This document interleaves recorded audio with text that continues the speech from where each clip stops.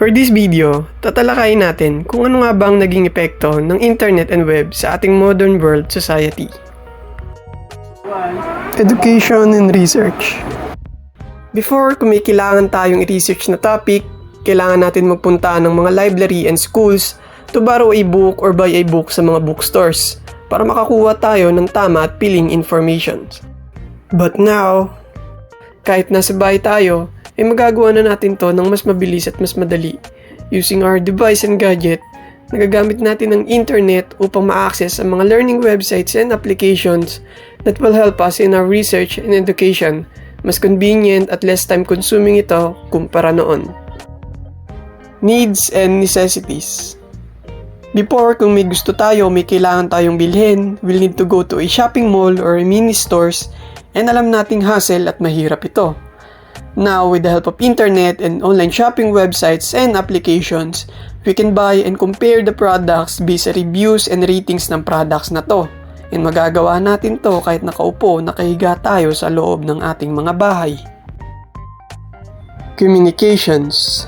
Before the internet, kung may kailangan tayong kausaping tao na malayo ang lugar, you'll need a pen, a piece of paper, and envelope.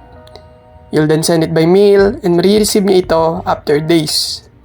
But now, using smartphones and internet, we can access messaging application at makakausap mo na sila anytime, anywhere. Transportation and travels. Before, if you want to go outside and go to a certain place, you'll need a map or a guide or magtatanong ka sa mga locals kung saan ang tamang daan papunta dito.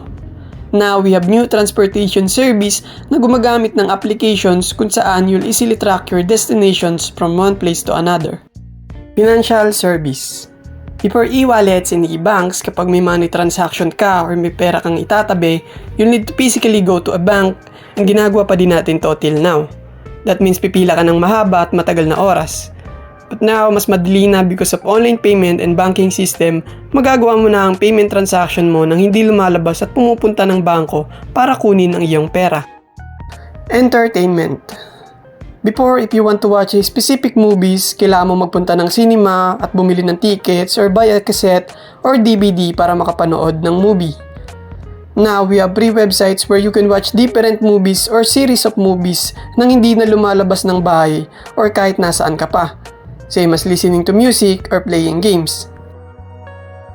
Works and opportunities. Before, if we're looking for a job or applying for a work, we need to find and read paper ads or read newspaper or go directly sa company na nag-hire ng trabaho.